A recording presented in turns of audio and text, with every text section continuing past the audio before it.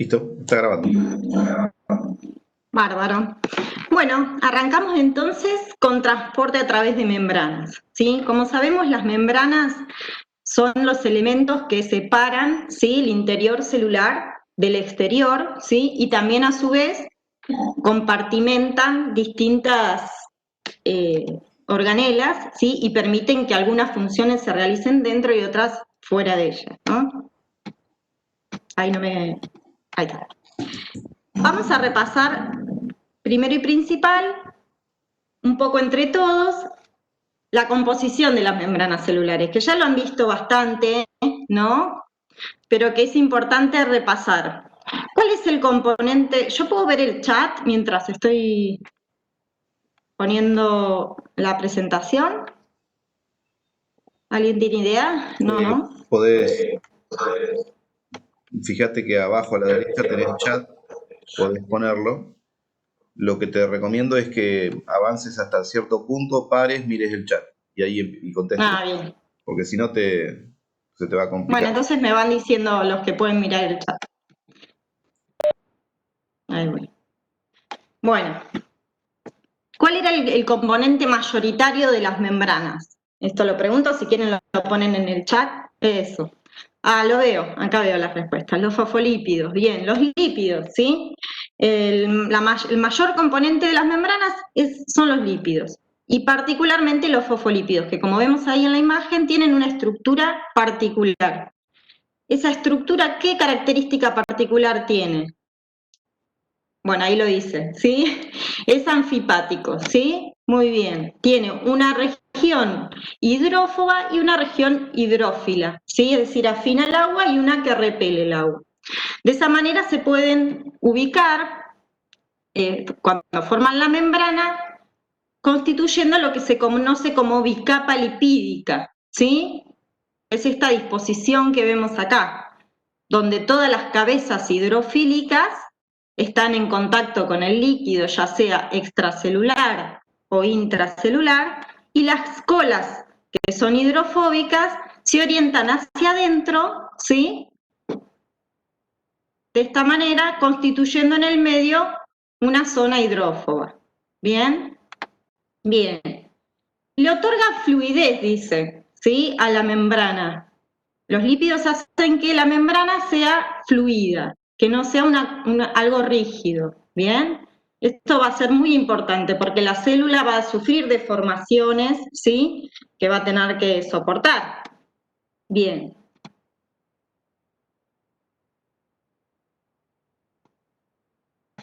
A ver, ¿por qué no me avanza la diapo? Ahí vamos. Otro lípido importante de las membranas, el colesterol, ¿sí? ¿El colesterol dónde lo vamos a encontrar? Justamente inserto entre las colas de los fosfolípidos, ¿sí? En esa parte hidrófoba. Muy bien, Eugenia. ¿Y por qué ahí? Bueno, porque ahí es donde es afín. Si lo ponemos en contacto con el agua, no mantiene su estabilidad, ¿sí?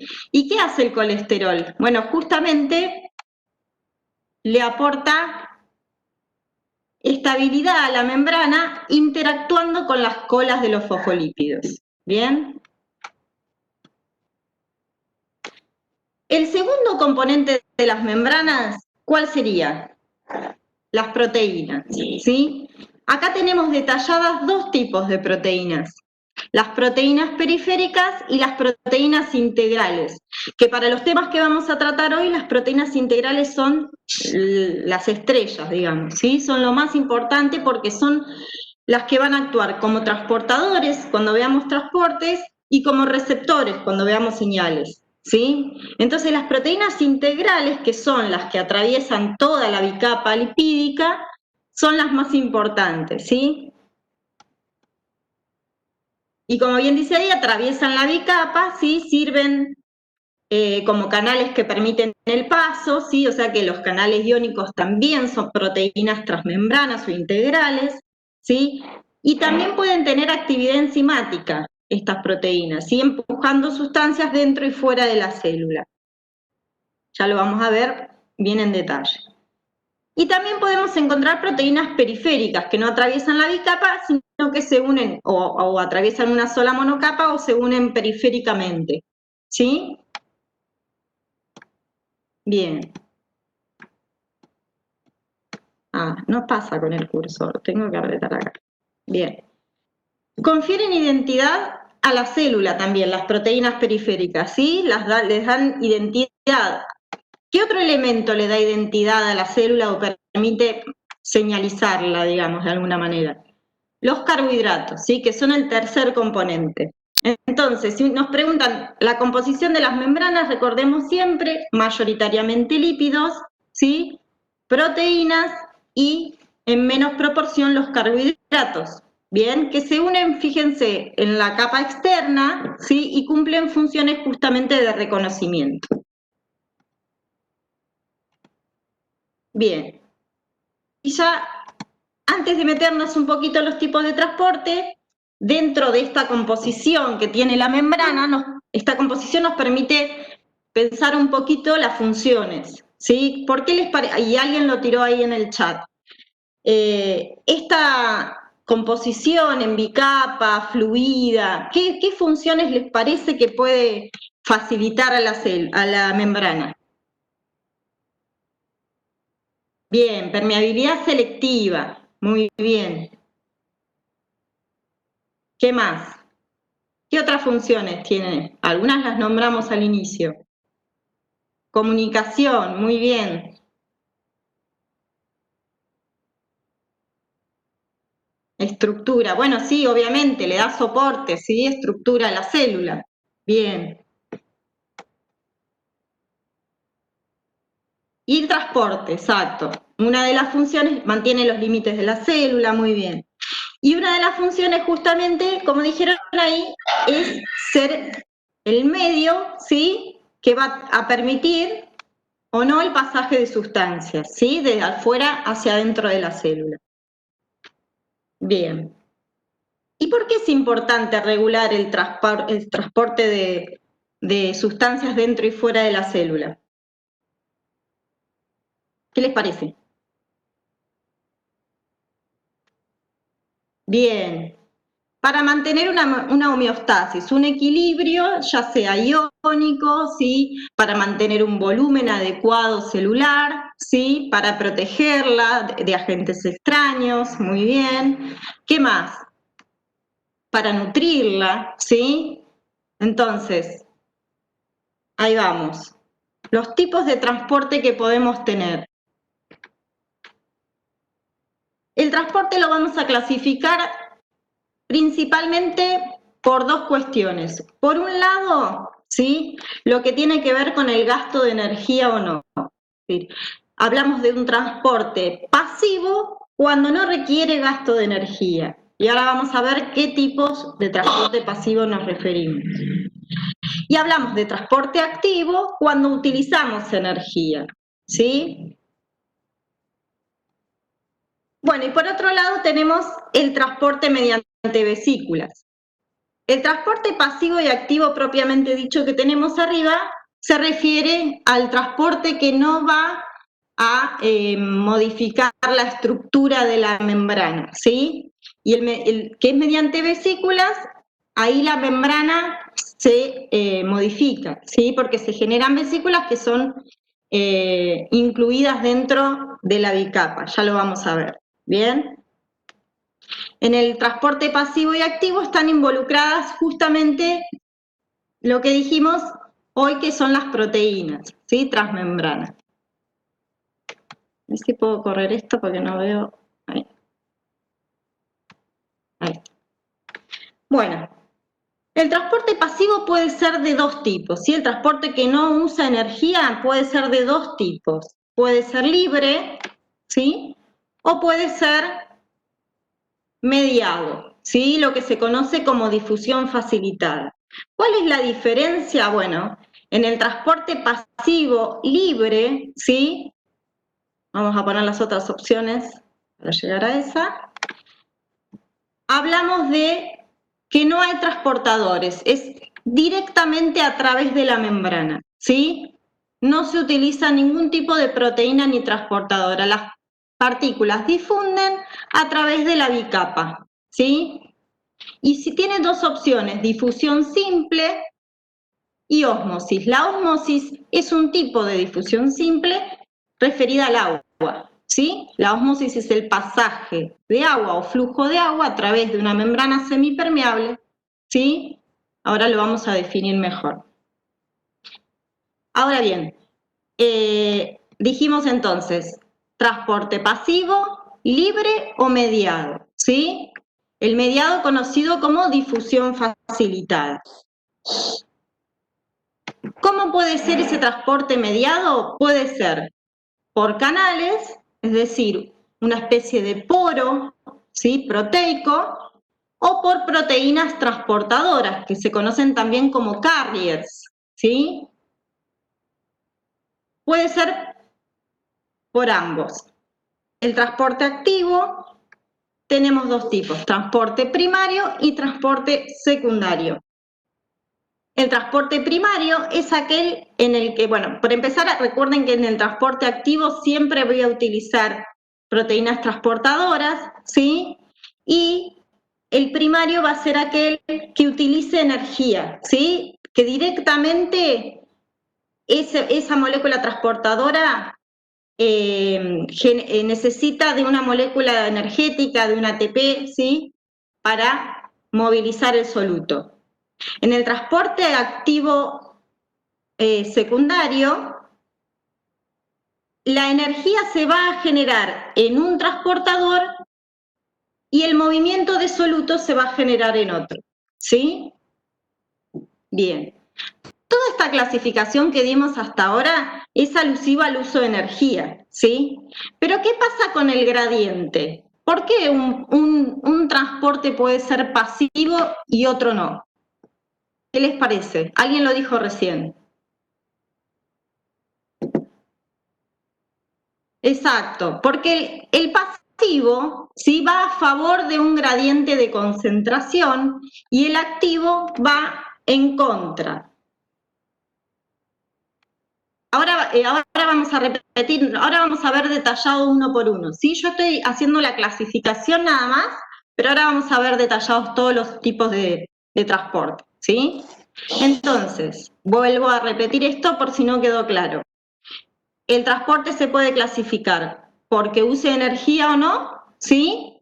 En pasivo y activo. ¿Y de qué depende que use energía o no? Bueno, de que vaya a favor del gradiente o en contra. Cuando vamos en contra del gradiente, sí o sí vamos a necesitar gasto energético. ¿Bien? El transporte pasivo, el que no usa energía, puede ser libre, es decir, a través de la bicapa, o puede ser mediado por proteínas transportadoras, que pueden ser de tipo canal, ¿sí? O carriers, ¿sí? Que ahora vamos a ver, cambian su conformación. Bien, y el transporte activo puede ser primario o secundario. Ahora vamos a explicarlo bien de nuevo. Por último, el transporte mediante vesículas tiene tres posibilidades. La endocitosis, es decir, algo que es ingresado a la célula formando una vesícula. Exocitosis, es decir, la liberación de una vesícula afuera de la célula. Y transitosis, que involucra que un soluto ingrese y salga a través de la misma célula, ¿sí? Bien. ¿Se entendió hasta ahí? Les hice mucho embrollo. ¿Me pueden preguntar? ¿Me paran? La endocitosis, ¿sí? A su vez, se puede dividir en fagocitosis, que es el transporte por vesículas de solutos de sustancias sólidas, la pinocitosis, que es el transporte de soluciones, ¿sí?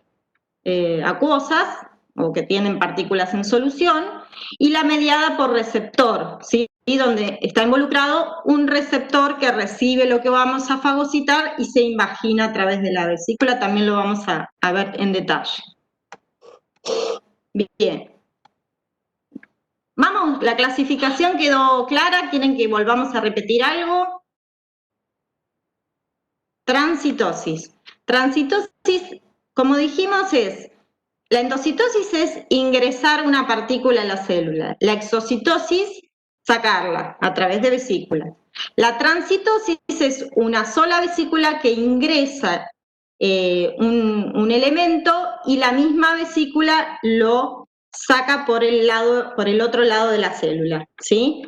Ya sea por el lado, si ingresa por el lado luminal, sale por el lado basal, ¿sí? La transitosis involucra entrarlo y sacarlo, ¿sí? La endocitosis mediada por receptor, me preguntan. Bueno, ahora la vamos a ver, ¿sí? Vamos a avanzar y vamos a llegar a cada una. El primer transporte que vamos a analizar un poquito más en detalle es el transporte pasivo, ¿sí? El transporte pasivo libre es la difusión de las partículas que responden, digamos, a la física normal, ¿sí? Al movimiento cinético de las partículas cuando se distribuyen con el tiempo. Si yo no tengo nada que limite el paso, ¿sí? Esas partículas se van en una solución, un soluto dentro de una solución se distribuye, ¿sí? Con el paso del tiempo uniformemente. ¿Bien? Eso sería lo que pasa en condiciones normales, cualquier partícula que no tiene, digamos, oposición para el paso. Responden físicamente a la ley de Fick, ¿sí? Que dice que el flujo, ¿sí? O la distribución de una sustancia va a depender del coeficiente de permeabilidad. ¿Ustedes ven el cursor ahí que yo indico? Sí, buenísimo. Al coeficiente de permeabilidad y a la diferencia de concentración. Entonces, ¿de qué va a depender? Básicamente de pasar de un lugar menos concentrado a un lugar más concentrado, ¿sí? Perdón, de un lugar más concentrado a un lugar menos concentrado, ¿sí? Se va a distribuir uniformemente. ¿Quiénes pueden realizar este transporte pasivo libre a través de la membrana? ¿Sí?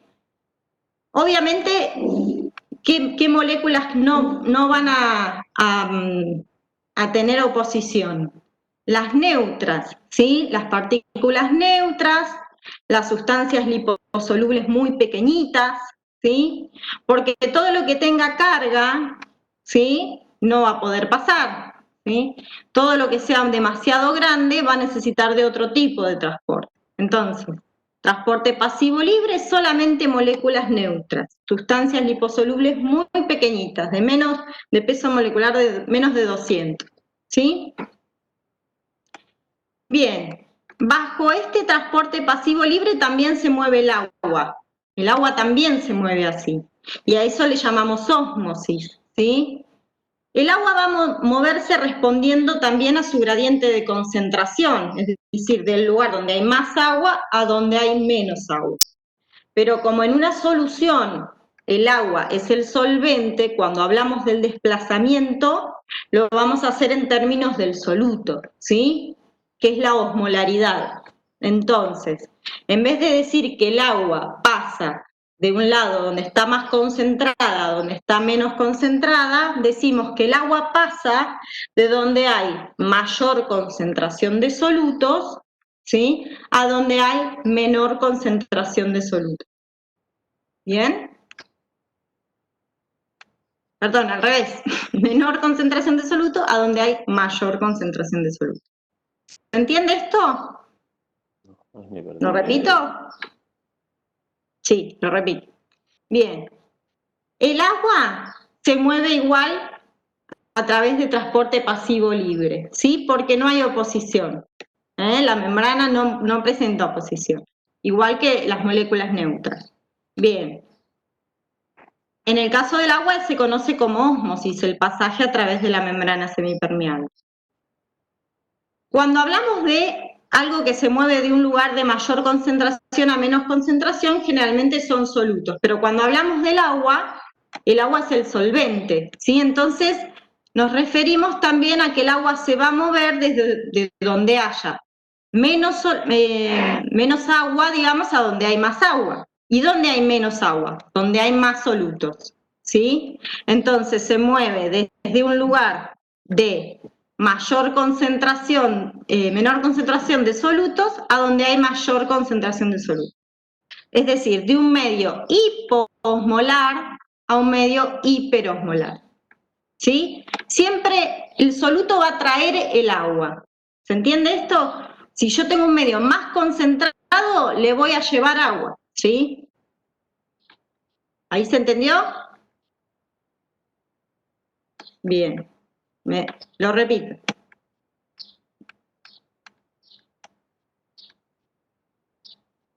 Siempre voy hacia donde hay más concentración de soluto. ¿Bien? Perfecto. Bien, hipoaire. Bueno, y a ver, ¿por qué es importante entender el movimiento del agua cuando vamos a hablar de células? Porque el comportamiento de una célula en una solución, ¿sí?, depende justamente de las osmolaridades. No, pero en el caso de las células no solamente de las osmolaridades, sino de la permeabilidad de la membrana. Y ahí lo que vamos a analizar es el volumen celular. Es muy importante conocer qué pasa con el agua en la célula porque la regulación del volumen celular es lo que nos va a permitir mantener las funciones de la célula, que la célula sobreviva. Si la célula se hincha demasiado, no puede cumplir con sus funciones metabólicas. Si la célula se contrae, tampoco. ¿Sí? Entonces, el mantenimiento del volumen celular es muy importante para la célula, ¿sí?, para sus funciones y para su sobrevivencia. Entonces, bien, dentro de una solución artificial, ¿sí?, como bien dice acá, la célula se va a comportar de acuerdo a la osmolaridad que la rodea, ¿sí? Ahí se define entonces el concepto de tonicidad, que es la afectación del volumen celular en una solución, ¿sí? Fíjense, en el primer recipiente lo que tenemos es una solución hipotónica. ¿Qué quiere decir hipotónica? Que respecto a la célula tiene mucho menos soluto. Bien, entonces el agua, ¿qué va a tratar de hacer? Va a tratar de entrar a la célula, va a tender a ir para donde hay más soluto, ¿sí? Como dijimos hoy, de hipo a hiper. Bien, entonces el agua va a intentar entrar y la célula se va a hinchar. ¿Qué pasa en una solución hipertónica? Ahí tenemos mucho más soluto en el medio circundante, ¿sí? Es hiperosmolar. Entonces la célula, el agua, ¿qué va a tratar de hacer? Va a salir de la célula. Exacto, Rocío, la célula pierde líquido. Va a tratar de salir hacia afuera. ¿Y la célula qué le va a pasar? Se va a contraer, ¿sí? Y en una solución isotónica, la célula mantiene el volumen porque hay un equilibrio, ¿sí?, en el pasaje de agua, ¿sí? El agua no va ni viene porque los medios tienen equivalencia osmolar. Ahora, ¿qué pasa en la célula en realidad? ¿Qué pasa en el organismo en realidad? Porque esto, repito, hipotónica. Bien. Un medio hipotónico tiene una osmolaridad... ¡Ay, me pasé! ¿Y ahora cómo vuelvo? ¡Ah! Ahí está. Un medio hipotónico, ¿sí?, tiene una osmolaridad más baja que la osmolaridad del interior celular. Es decir, tiene mucho menos soluto. Entonces el agua, como dijimos, tiende a ir para donde hay más soluto, entonces el agua va a intentar entrar en la célula. ¿Sí? Y la célula se puede edematizar, se puede hinchar. ¿Bien? Y en la isotónica hay un equilibrio de osmolaridad entre el medio y el interior celular. Entonces, ¿qué va a pasar? Bueno, se mantiene el volumen. Esto es lo que tenemos que intentar que suceda en el organismo. Pero el organismo es bastante más complejo que un tarro con agua y una célula, ¿sí? Entonces, fíjense en este otro dibujo de este lado. ¿Qué pasa a nivel citoplasmático? La osmolaridad tenemos que saber que está dada ¿por qué? Por las partículas disueltas, ¿no? que la cantidad de soluto dentro de una solución define su osmolaridad. Ahora bien, en el medio extracelular hay una cantidad de partículas definidas, ¿sí? Y hay otra dentro de la célula. Y si nos ponemos a pensar un poquito en la célula está mucho más llena de componentes que el medio extracelular. Y no solamente que tiene más partículas, sino que tiene la particularidad de que porque tiene muchas proteínas, se carga negativamente. Ustedes saben que las proteínas tienen cargas negativas por los aminoácidos, que en su mayoría son aniónicos, ¿sí? La proteína en sí está cargada de negatividad. ¿Y eso qué pasa? Atrae cationes, ¿sí? Esto es lo que se conoce, que responde al equilibrio de Gibbs-Donan. No me voy a meter mucho en eso, pero si quieren ahora les explico un poquito. Entonces, esas proteínas cargadas de negatividad atraen muchos cationes, ¿sí? Y generan un aumento leve respecto al medio extracelular de la osmolaridad, ¿sí? Entonces, ¿qué pasaría? Si el medio intracelular es más osmolar, es hiperosmolar, tiene más soluto, ¿sí? Por estas características, el medio extracelular además tiene menos cantidad de proteínas, ¿sí? Ya de por sí tiene menos partículas y además no tiene la particularidad de llenarse de cationes porque no tiene proteínas que los atraigan.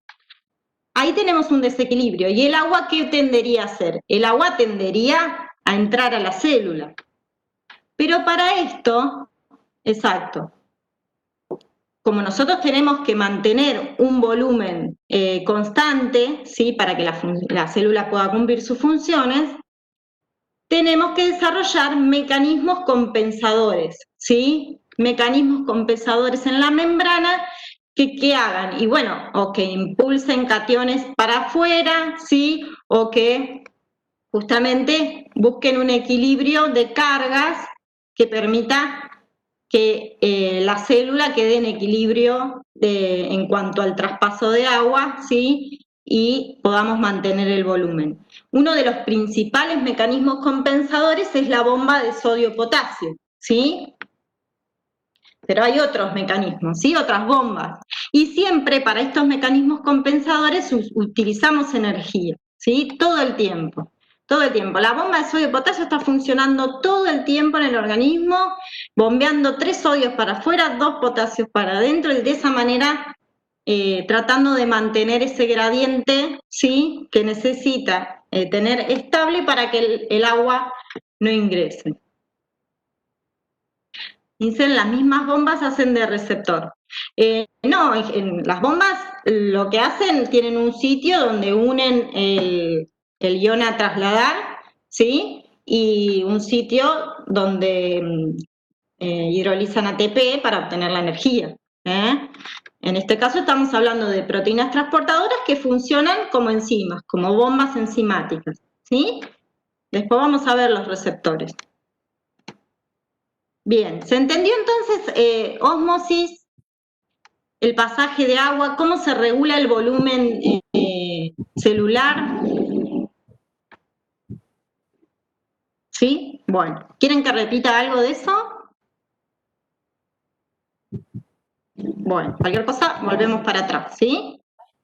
Sí, repito lo de la bomba sodio-potasio. La bomba de sodio-potasio es un mecanismo, ¿sí?, que está inserto en las membranas celulares, que justamente lo que hace es compensar el desequilibrio iónico a un lado y otro de la membrana, que es lo que pone en riesgo, ¿sí?, el desbalance hídrico y la posibilidad de que la célula pueda sufrir una deformación por ingreso de agua, ¿sí? Son varios los mecanismos compensadores, la bomba de sodio y potasio es una, ¿sí? Una de las más importantes, pero hay otras bombas, ¿sí? Y a su vez hay otros transportadores propiciados por estas bombas que también mueven iones, ¿sí?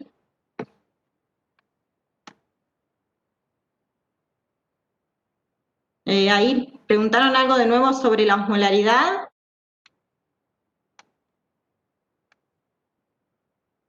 El agua va donde hay más soluto. Sí, muy bien. Perfecto. ¿Sí?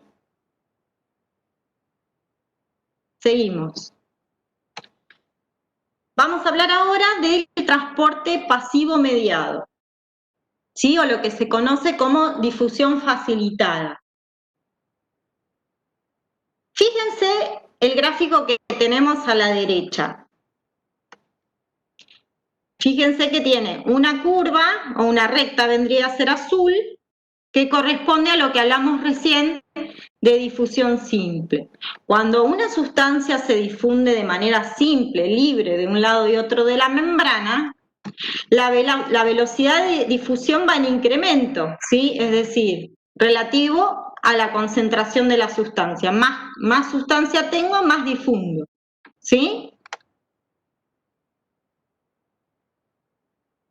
Y más rápido, ¿sí? Cada vez difundo más. ¿Bien? Entonces, por eso es una recta. Ahora, ¿qué pasa en la difusión facilitada? Fíjense, que es la que vamos a ver ahora. Aumenta la concentración de la sustancia y va aumentando la velocidad de pasaje de flujo, ¿sí? Paso más, paso más, paso más, paso más, pero llega un momento que alcanzo una velocidad máxima. Si se acuerdan algo de química, bueno, esto responde a la dinámica de Michaelis Mentes, algo así, ¿no? Los biólogos me van a corregir. ¿Qué quiere decir esto? Que llega a un punto que se alcanza una velocidad máxima y que no difundo más que eso, ¿sí? A esa velocidad. Bien. ¿Y esto por qué pasa? Bueno, porque justamente el transporte pasivo mediado no pasa a través de la membrana, sino que utiliza transportadores, ya sean canales, proteínas canal, que es como esta que tenemos a la izquierda, bien a la izquierda, o carriers, ¿sí? Proteínas transportadoras. Que fíjense que tienen una diferencia. En el canal es una especie de poro, ¿sí? Donde el soluto a transportar atraviesa, de acuerdo, obviamente también a ese poro se puede achicar, agrandar, ¿sí? Se puede regular. Pero en el caso de las proteínas transportadoras o de los carriers, tienen sitios de unión, ¿sí? Donde se va a unir ese soluto, cambia la conformación y el soluto aparece del otro lado, ¿sí? Entonces, en ese caso, más todavía tenemos un límite para transportar, porque tenemos un lugar donde va a albergarse ese soluto y después se tiene que soltar, entonces es más, se saturan, por decir es el término correcto, mucho más rápido, ¿sí? Y fíjense, dentro de lo que es el transporte por proteínas transportadoras tenemos tres tipos. Uniporte, es decir, transporto una sustancia de un lado al otro. Simporte, dos sustancias se pueden transportar al mismo tiempo de un lado hacia el otro. Y el antiporte, que es una sustancia se transporta por ejemplo, del medio extracelular al intracelular, y la otra se transporta al mismo tiempo del intracelular al extracelular, ¿sí? Esto se conoce como antiporte. Cuando son dos sustancias que están siendo, claro, como que se intercambian, ¿sí? A través del mismo movimiento conformacional del transportador. Bien. Repito los tres tipos de transporte a través de carriers. Uno sería el uniporte, ¿sí? Una sola sustancia que atraviesa, que es transportada por la proteína. Sin porte serían dos sustancias que van del mismo espacio, ¿sí? Por ejemplo, del espacio extracelular al intracelular al mismo tiempo, y antiporte, una ingresa y la otra sale, ¿sí? Pero en el mismo movimiento. ¿Bien? ¿Se entendió esto y se entendió la diferencia con la difusión facilitada en cuanto a la velocidad de difusión? ¿Sí? Yo más concentración tengo en la difusión simple, más rápido puedo transportar, ¿sí? No tengo límite, digamos. Pero en el caso de la difusión facilitada o mediado, ahí voy a tener una velocidad máxima, que va a depender de qué, del número de transportadores, ¿sí? Etcétera. Y como bien dijeron ahí, recuerden que en la difusión facilitada podemos tener canales, que es una proteína que no se modifica, que es como si fuera un tubo, ¿sí? Que se regula, digamos, se puede regular igual, ¿sí? Después, cuando veamos señales, vamos a ver que los canales se pueden regular por ligandos, ¿sí? Que pueden modificar su estructura. Pero en sí, cambios conformacionales tienen solamente las proteínas transportadoras. ¿Bien? Bueno, vamos a pasar al transporte activo. ¿Cómo vamos hasta acá? ¿Se escucha bien? Grito mucho porque yo en clase grito mucho, no sé acá sí. También. Bueno. Bien, vamos a ver ahora transporte activo. Dijimos que el transporte activo es, por un lado, el que se realiza en contra de un gradiente, ¿sí? Y justamente porque vamos en contra del gradiente, es que vamos a necesitar de energía. Es lo que dijimos recién cuando hablamos de los mecanismos compensadores, cuando dijimos que queríamos que la célula mantenga un equilibrio iónico y por eso teníamos bombas. Bueno, Sol, sí, ahí no, me están pidiendo sí, que repitas lo de la velocidad, lo del gráfico, que no lo entienden. bueno, Igual está claro. Nada, vuelvo. imaginen que, es decir, el gráfico de la difusión simple es como vos decís, es un gráfico esquemático donde la velocidad aumenta en relación a la concentración de la sustancia y es infinito y va Exacto. ascendiendo. En cambio, como la difusión facilitada depende de una proteína en una membrana, no tengo infinita cantidad de proteínas, es decir, ¿no? Exacto. Entonces, al tener un tope de transportadores, la velocidad en un momento se va a estabilizar, no va a haber más posibilidad. Esa es la cuestión. Pero no mucho más que eso, es decir, que es un recurso agotable. Exacto, se satura, que es lo que decíamos hoy. Exactamente. Llega a un punto que alcanza su saturación. Esto también se puede regular, ¿sí? Nosotros podemos hacer que la célula, digamos, sintetice más proteínas transportadoras, ¿sí? Es una de las respuestas que podemos dar a través de una señal, ¿sí? Ya lo vamos a ver. Aumentar la síntesis de algún elemento de la membrana. Si nosotros aumentamos la síntesis de transportadores, vamos a tener mayor velocidad de transporte. ¿Bien? Sol, perdón, y sí. Una cosita más porque me pareció Sí. interesante. Que Ailén pregunta sobre si como la antiporte no necesita energía para ir en contra del gradiente. Y creo que acá se generó una confusión al decir antiporte, que no significa que vaya en contra del gradiente el solito. Bien. Si lo querés aclarar. Bien, sí. No, antiporte se llama porque van, digamos, en sentido contrario, ¿sí? Una hacia adentro, la otra hacia afuera, por eso antiporte. Pero no tiene que ver con que vaya en contra del gradiente. El gradiente, y acá podemos hacer una salvedad, es lo que hablábamos hoy de la concentración de soluto a un lado y al otro, ¿sí? Una sustancia, cuando va a favor del gradiente, sí va a ir del lugar donde está más concentrado, donde está menos concentrado. ¿Bien? Eso es ir a favor del gradiente. En contra del gradiente es ir del lugar de mayor concentración, de menor concentración, a donde hay más concentración. Perdón, Sol. Sí.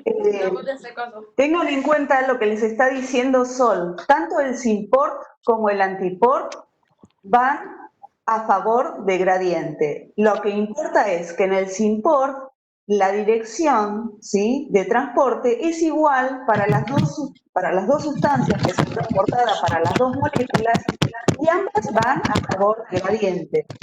¿Sí? En el antiport ocurre lo mismo. Lo que pasa es que una sustancia, ¿sí?, está en mayor concentración en el exterior que en el interior, y la otra sustancia, la concentración es al revés, está más concentrada en el interior que en el exterior.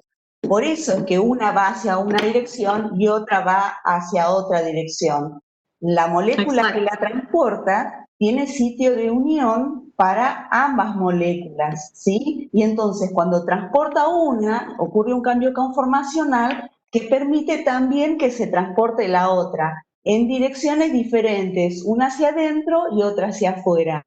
Pero tanto el sin-port como el anti-port, como bien lo está diciendo Sol, es a favor de gradiente, ¿sí? Lo que cambia es la dirección. Sin-port van las dos hacia el mismo sentido y anti-port una hacia un sentido y otra hacia el otro sentido. ¿Listo? Perfecto, gracias Cristina. En este caso que tenemos acá, fíjense, la partícula celeste está más concentrada en el lado extracelular que en el intracelular, y la roja está más concentrada en el intracelular que en el extracelular, ¿sí? Por eso se mueven de esta manera sin necesidad de usar energía. Bien, los gradientes son los que permiten el cambio conformacional de la proteína y el traspaso, ¿sí?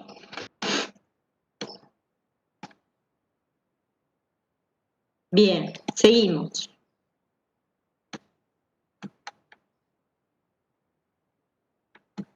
Ahí está.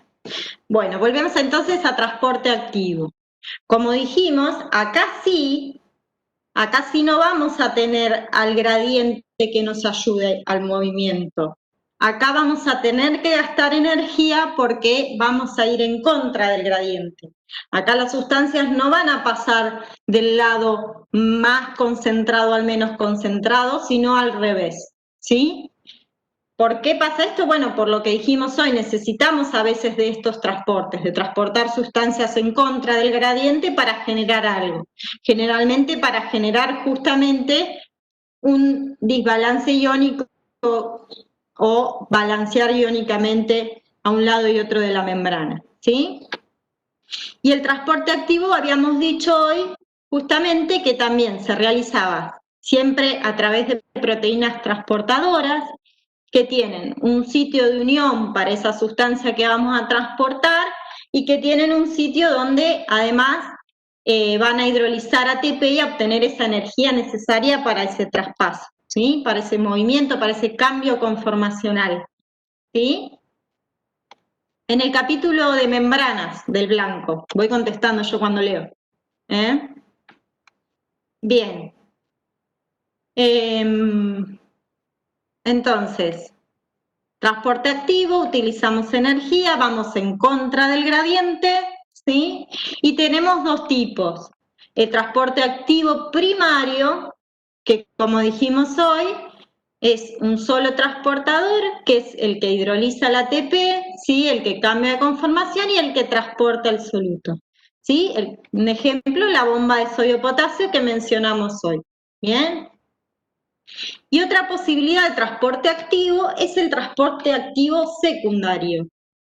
En el secundario, fíjense que tenemos en la misma membrana, puede ser, o incluso puede ser en un lado de la membrana y al otro, ¿sí?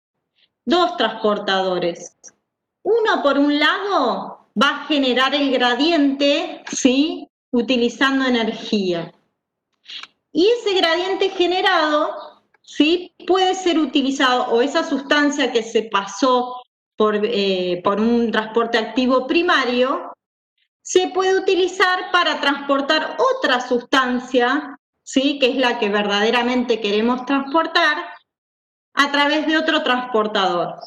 Bien, entonces esto se puede realizar gracias a que existe previamente un transporte activo primario, ¿sí?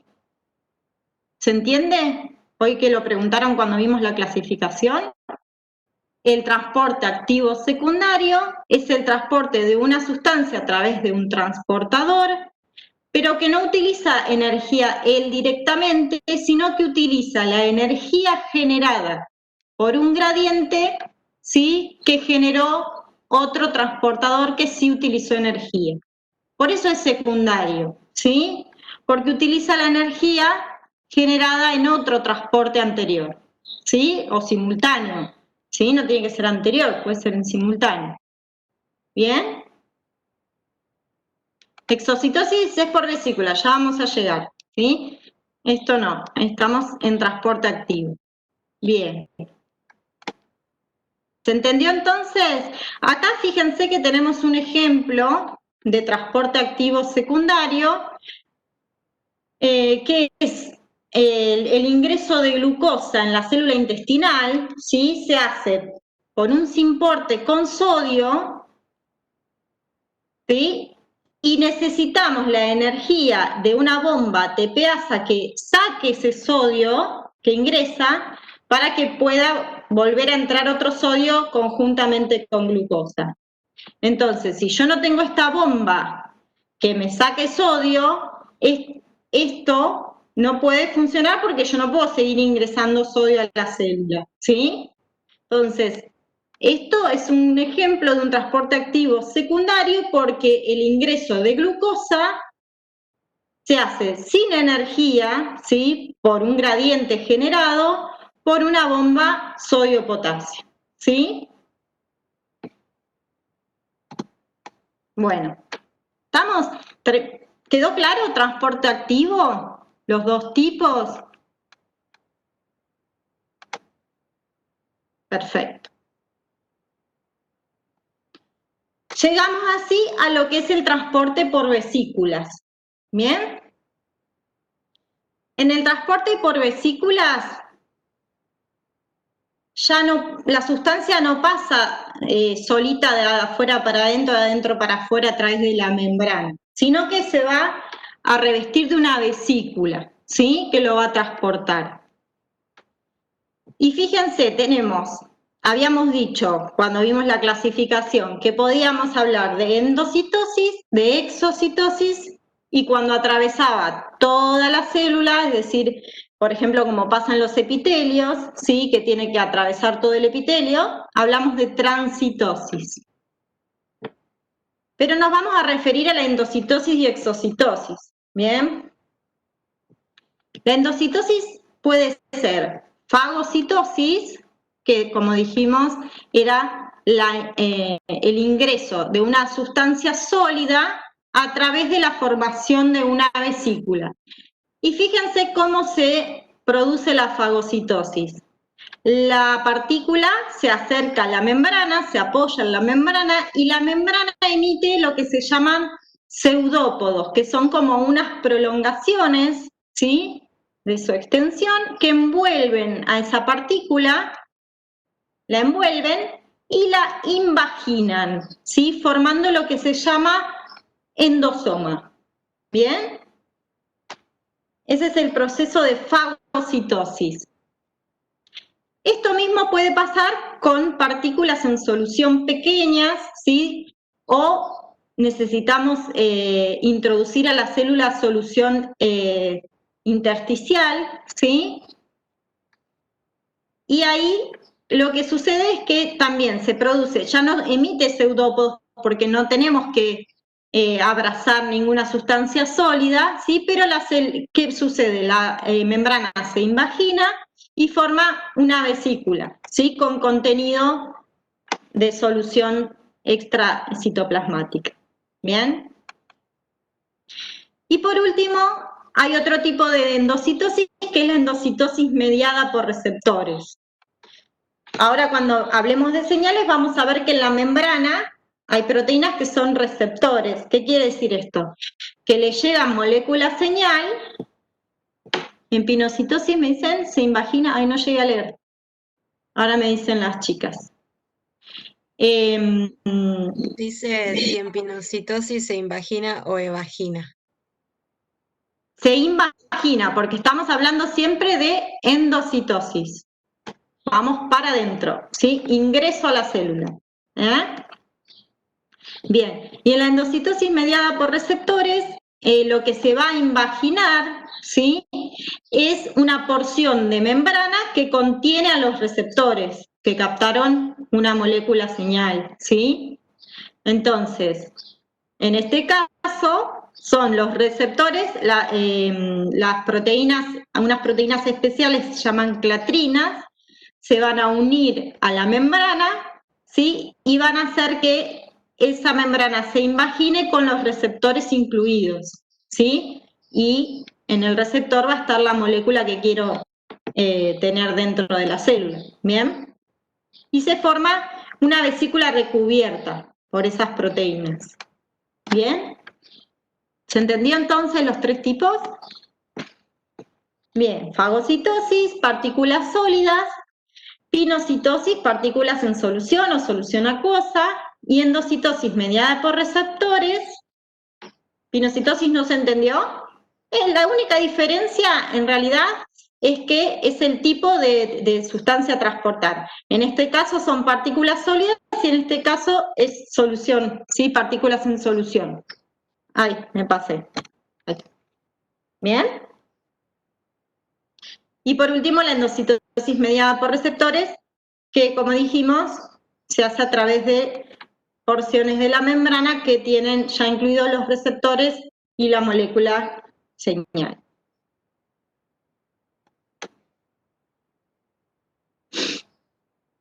El contenido, en la mediada por receptores, el contenido es la molécula que se unió al receptor, ¿sí? Es sólido generalmente, igual son pequeñas. Fagocitosis es cuando hablamos de partículas muy grandes, ¿sí? Cuando hablamos incluso de microorganismos, ¿sí? O de células inflamatorias que tienen que ser fagocitadas para ser destruidas, ¿sí? Son partículas grandes, la fagocitosis. Bien. Y la exocitosis es cuando nosotros queremos liberar una sustancia al exterior, ya sea porque son desechos, ¿sí? O porque son proteínas que recién sinteticé y que tengo que sacar al exterior, ¿sí? Y hay dos tipos de exocitosis. Una secreción constitutiva, que generalmente está asociada justamente a lo que decíamos de la eliminación de desechos, ¿sí? Es decir, frecuente y constitutiva, que no responde a ninguna señal. No tenemos que mandar ninguna señal para que esa secreción se realice, ¿sí? Y es lo mismo, por ejemplo, en este caso vemos el aparato de Golgi, ¿sí? Procesa sustancias que queremos eliminar, ¿sí? Las incluye dentro de una vesícula, es decir, forma una vesícula con su misma membrana, ¿sí? Y esa vesícula, ¿qué hace? Se aproxima a la membrana plasmática, se une a ella y libera el contenido hacia afuera. ¿Bien? En la secreción regulada hay un estímulo, ¿sí? Que va a hacer que esa vesícula se libere. O sea, generalmente lo que sucede es que, por ejemplo, se sintetiza una proteína, se envuelve dentro del aparato de Golgi, ¿sí?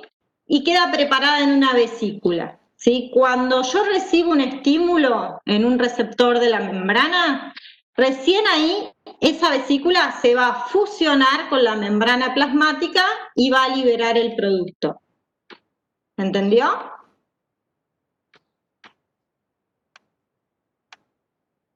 Bárbaro. Bueno. Hasta ahí sería lo que vamos a ver de transporte, ¿sí? Profe, disculpe, ¿secreción regulada? Sí, que de nuevo, la secreción regulada, ¿sí? Es aquella que va a ser efectiva, es decir, que va a liberar, vamos a liberar el producto que queremos, pero siempre que haya una señal, ¿sí? Una señal que le indique a la célula que tiene que liberar ese producto. No es como la otra que, por ejemplo, de sustancias de desecho, nosotros las liberamos sin necesidad de tener ningún estímulo, ninguna señal. En este caso vamos a necesitar sí o sí que haya un estímulo, ¿sí? Que puede ser a través de un receptor, ¿sí? O que puede ser a través tal vez de un cambio de polaridad de la membrana, ¿sí? Cualquiera de esas dos. Y en el caso que llegue ese estímulo, la vesícula sí entonces se va a fusionar a la membrana y se va a liberar el contenido igual que en una secreción constitutiva. ¿Bien? Claro, ahí Sol, nada, Sí. Ahora cuando Agreguen, veamos, cuando veamos los distintos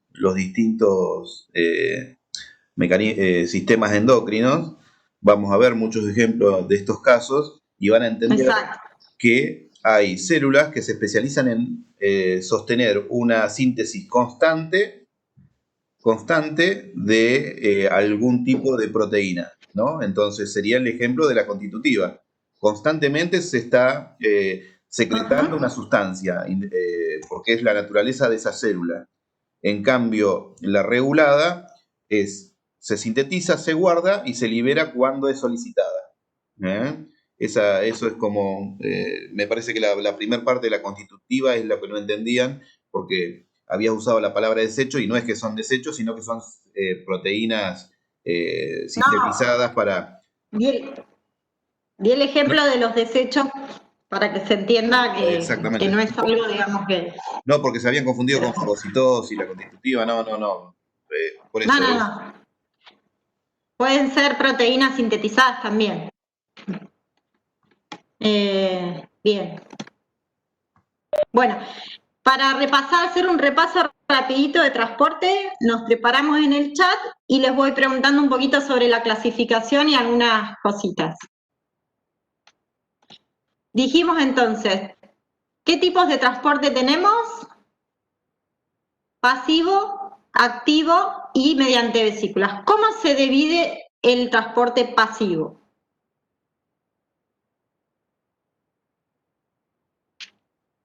Bien, libre y mediado o difusión facilitada. Muy bien. El activo, bueno, ahí ya les tiré una, primario y secundario. Ah, ya, se me fue. Bueno, mediante vesículas, endocitosis, exocitosis y transitosis. Bien, muy bien. El transporte pasivo libre teníamos dos tipos, ¿se acuerdan? La ósmosis, muy bien, y la difusión simple. El transporte mediado o difusión facilitada, bien, por canales o proteínas transportadoras. Muy bien. Transporte activo primario y secundario, no tiene clasificación. Mediante vesículas, la endocitosis, fagocitosis, ya la puse, pinocitosis, muy bien. Y nos falta una. Mediada por receptor, perfecto. Bueno, ahí estamos. Ahí quedó la clasificación. ¿Todo bien? ¿Seguimos? Bueno, ahora nos vamos a meter en lo que tiene que ver con señalización celular y segundos mensajeros. Tema muy importante porque vamos a hablar de comunicación celular, ¿sí? Siempre que hablemos de comunicación celular, hablamos de la comunicación entre dos células, ¿sí? Entonces, recordemos no arrancar desde la señal, sino desde la célula que emite esa señal. Siempre hay una célula primera que va a emitir esa señal y una célula diana que va a recibir esa señal y que va a generar un proceso, ¿sí? Entonces, de una célula a otra célula se envía una señal, ¿sí? Esa señal va a necesitar ser captada por la segunda célula, ¿sí? Y para eso, ¿qué tiene que tener la segunda célula? Algún elemento receptor, ¿sí? Que es lo que tenemos acá. Esta fase en la que la señal llega al receptor se conoce como reconocimiento, ¿bien? Una señal primaria, un mensajero primario, ¿sí? Se pone en contacto con un receptor y esto se conoce como reconocimiento. ¿Y se da en qué medio? En el nivel extracelular, si estamos hablando de una señal de tipo extracelular, ¿sí? Porque también podemos tener intracelular, que ahora lo vamos a ver. Ese receptor, ¿sí? Va a generar algo dentro de la célula, ¿sí? Cambios conformacionales, ¿sí? Activaciones enzimáticas, ¿sí? Que se conocen como transducción, ¿sí? Ese mensaje que es captado por un receptor va a ser traducido, digamos, de alguna manera en acciones metabólicas dentro de la célula, ¿sí? Y esos efectores, ¿sí? Esos sistemas efectores de ese mensaje van a ser amplificados. ¿Cómo? Bueno, a través justamente de la generación de segundos mensajeros, ¿sí? Que ahora vamos a ver cuáles son, y que van a dar las respuestas. ¿Qué son las respuestas dentro de una célula? Bueno, las respuestas justamente van a ser modificar síntesis de proteínas, modificar genes, ¿sí? Las respuestas que nosotros vamos a obtener a una señal que llega a la célula va a ser justamente cambios en su conformación, en su síntesis, en su comportamiento. ¿Bien? ¿Se entiende esto sobre comunicación? Bien. Hablamos entonces de que lo primero que se produce es que una célula emite una señal y que esos se llaman mensajeros primarios. ¿Sí? Tenemos 4 grupos principales de mensajeros primarios. Los neurotransmisores, que van a ser secretados por ¿qué células? Las células, exacto, las neuronas, las células nerviosas. Bien, hormonas, ¿sí? Que van a ser secretados por las glándulas, factores de crecimiento, citoquinas, ¿sí? Principalmente estos 4 grupos. Esos mensajeros primarios son los que van a interactuar con el receptor, que como dijimos puede ser un receptor transmembrana o no, ¿sí? ¿Por qué? Porque la naturaleza de esa molécula, la naturaleza de ese mensajero primario va a determinar si van a ser captadas por un receptor de membrana o por un receptor intracelular. ¿Qué tipo de mensajeros, de señales, de ligandos que lleguen van a ser captados por los receptores de membrana? ¿Qué les parece?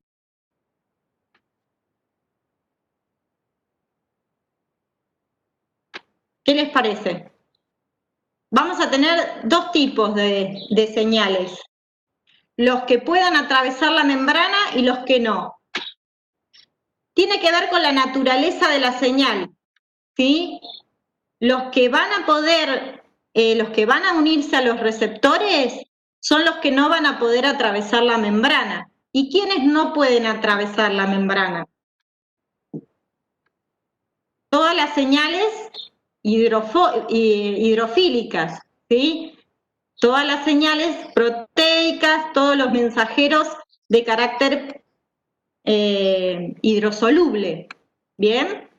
En cambio, las señales de carácter liposolubles, como pueden ser, por ejemplo, algunos glucocorticoides, bueno, hay un montón, pero sí, les nombro los corticoides, pueden ingresar a través de la membrana plasmática, ¿sí? Porque son hidrofóbicos, entonces pueden pasar la bicapa lipídica.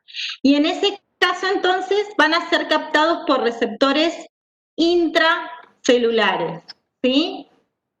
Entonces, la señalización puede ser extracelular a través de receptores extracelulares. ¿Para qué partículas? Para las partículas hidrosolubles. Y para las liposolubles o hidrofóbicas, existen los receptores intracelulares porque ellas pueden ingresar a través de la membrana. Obviamente que ¿cómo van a llegar hasta la membrana? Siempre por una proteína transportadora, ¿sí? Porque no están sueltos en el medio extracelular, porque no pueden. Una proteína transportadora lo trae hasta la membrana, él atraviesa la membrana porque tiene una característica que lo permite, y dentro de la célula es captado por un receptor intracelular, ¿sí? Ahora vamos a ver esto en un dibujo más lindo. Lo repito. Bien, los mensajeros primarios pueden tener características diferentes. Pueden ser hidrofóbicos o hidrofílicos, ¿sí? Entonces, de acuerdo a esto, van a ser recibidos o por receptores de la membrana, por receptores transmembrana, ¿sí? O por receptores intracelulares. Los hidrofóbicos, ¿sí? O sea, los que pueden atravesar la membrana, los van a recibir los receptores intracelulares. Los hidrofílicos, que no pueden atravesar la membrana, ahí los va a recibir los receptores de membrana, ¿bien? O transmembrana. Ahora lo vamos a volver, va a quedar claro porque lo vamos a ver más en detalle todo esto, ¿sí? Bien, acá tenemos un dibujo más lindo que nos da idea de las dos situaciones. Las hormonas proteicas, las señales proteicas no pueden atravesar la membrana. Entonces, ¿qué hacen? Se unen a un receptor de membrana. Y el receptor de membrana tiene mecanismos, ¿sí?, que van a activar la acción de esa señal a través de un segundo mensajero, ¿sí?, que es lo que dijimos recién, y a generar las acciones que quiere generar dentro de la célula. ¿Bien? En el caso de las partículas hidrofóbicas, ¿sí?, lipídicas, o en este caso acá tenemos, por ejemplo, los estrógenos, los glucocorticoides, ¿sí?, los que pueden atravesar la membrana pero que no pueden estar en solución acuosa, fíjense que dentro de la solución están unidos a una proteína transportadora, ¿sí? Esa proteína transportadora los acerca hacia la membrana, ellos atraviesan solitos la membrana sin ninguna molécula transportadora, sin ningún receptor, ¿sí? La atraviesan solito y dentro del citoplasma ahí sí los va a recibir un receptor, ¿sí? Un receptor que puede provenir, por ejemplo, del núcleo, ¿sí?, o que puede estar ya en el citoplasma, o incluso pueden, en algunos casos, atravesar también el citosol e ingresar al núcleo directamente, ¿sí?, y ahí ser captados por un receptor. Bien, esta foto es de Ross, y en Ross también habla de receptores esteroides que están en la membrana en unas formaciones específicas que se llaman caveolas, ¿sí? O sea que sería otra opción de señalización esteroide o de señalización intracelular. Entonces, Eso solo es importante para entender los efectos rápidos de los corticoides, porque después vamos a ver, exacto, ya en la clase siguiente, que van a ver que se van a superponer un poco los temas, y es la idea, porque esto es lo que va a permitir comprender todos los sistemas endocrinos después, es que este tipo de señalización con síntesis de proteínas generadas por esteroides habitualmente dan cambios a largo plazo, son lentos y a largo plazo. Y lo que se veía exacto, era que había respuestas rápidas, ¿no? Había respuestas rápidas de los esteroides que como que no daban tiempo a que sinteticen, es decir, que tenían. Entonces lo que se plantea ahí que es una hormona esteroide, pero pasa por la membrana. Pero si en la membrana lo está esperando alguien, ¿no? Esa es la cuestión, es decir, es liposoluble, así que pasa la membrana y su efecto natural es tener un receptor citoplasmático nuclear. Ahora, si hay un receptor en la membrana, le permite tener una respuesta más rápida, que es la respuesta, si hay algún paciente, si hay alguien que ha sufrido una alergia o ha tenido algún cuadro asmático, sabrá el efecto rápido de un corticoide, aplicado, indicado por un médico. Así que nada, eso. Exacto. Y por ahí hacer hincapié en esto que dijo Jorge, de que esta es estamos acostumbrados que esta es una respuesta rápida, ¿sí? ¿Por qué? Porque, bueno, inmediatamente el receptor recibe la señal y ya activa toda su cascada, digamos, de efectos. Y en cambio acá los efectos van a tardar, ¿por qué? Porque la señal tiene que ingresar al núcleo y en el núcleo tiene que modificar síntesis de proteínas y eso lleva un tiempo, ¿sí? Entonces, tengamos en cuenta esa diferencia entre lo que es la señalización por receptor de superficie y lo que es la señalización intracelular, ¿sí? Haciendo la salvedad ¿no? Obviamente de que hay un mecanismo que permite la acción rápida de los receptores, de las señales estrogénicas y de glucocorticoides, ¿sí? Sí, y además de esto que decías de lo de la amplificación de la respuesta, de esto del uso del segundo mensajero. Es decir, que si yo Sí, quiero... sí, ahora vamos a profundizar en eso. Que es como un paquete de medidas de un economista. Es decir, bueno, tenés que hacer esto y esto. No es que solamente compra solamente secreta, sino que necesitas... Listo. Exacto. Bien. ¿A qué se refería con amplificación del mensaje? Bueno, esto que justamente que estamos diciendo con Jorge, que tiene que ver con la cadena de eventos, ¿sí? Que vienen después de que la señal interactúa con un receptor, ¿sí? Que ahora lo vamos a ver en detalle en cada mecanismo, ¿sí? Bueno, ¿qué receptores de membrana? Vamos a pasar a lo que es la señalización a través de receptores de membrana. Tenemos tres tipos básicos de receptores de membrana, ¿sí? Los receptores ionotrópicos, ¿sí? Que son los canales iónicos, los que conocemos como canales iónicos. Después tenemos los receptores metabotrópicos, ¿sí? O los que se llaman asociados a proteína G, o ligados a proteína G, y los receptores con actividad enzimática intrínseca, ¿sí? El más conocido, tirosina quinasa. Bien, vamos uno por uno. El ionotrópico, ¿sí? Fíjense que, como dijimos, es un canal, es como un canal iónico por donde van a pasar justamente iones, ¿sí? ¿Qué función, qué quieren provocar? Bueno, justamente sirven para provocar diferencias de gradiente iónico a un lado y otro de la membrana, ¿sí? Están relacionados principalmente a la despolarización de las membranas, sobre todo en las neuronas, en las membranas del sistema nervioso, ¿sí? Bien. Los metabotrópicos, bueno, fíjense que tiene una estructura bien de canal, ahora lo vamos a ver en detalle en otra diapositiva. Y es una unidad única, ¿sí? En cambio, el metabotrópico, ¿sí? Es un receptor que tiene un lugar de unión, obviamente, para su molécula señal, en este caso, por ejemplo, un neurotransmisor, y que se asocia a un complejo proteico, el complejo proteína G, ¿sí? Que va a tener un cambio conformacional en sus subunidades, ¿sí? Utilizando energía, ¿sí?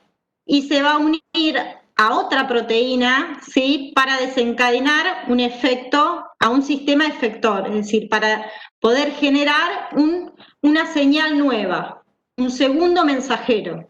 ¿Bien? Acá es donde entran los segundos mensajeros. Pero entonces, ¿qué diferencia hay entre el ionotrópico y el metabotrópico? Que el metabotrópico justamente utiliza una maquinaria, ¿sí? Anexa, proteica, que va a desencadenar nuevas reacciones metabólicas, ¿sí?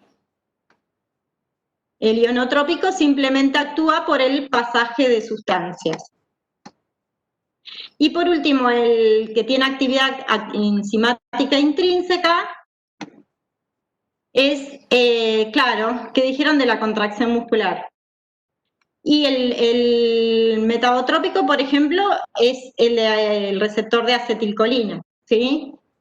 Pero la acción la va a ejercer ¿cómo? Liberando un segundo mensajero y por último liberando el calcio para la contracción. Desde que esa señal llega al receptor hasta que se libera el calcio, ahora vamos a ver que hay toda una cascada de eventos, ¿sí? Que implican energía, fosforilaciones, ¿sí? Y que va a terminar generando la liberación de calcio, que es el efecto final. Y por último, dijimos, los receptores con actividad enzimática, como tirosina quinasa, son receptores transmembrana también, que tienen dos subunidades, ¿sí? Que se unen y se ponen activas cuando se les une la molécula señal.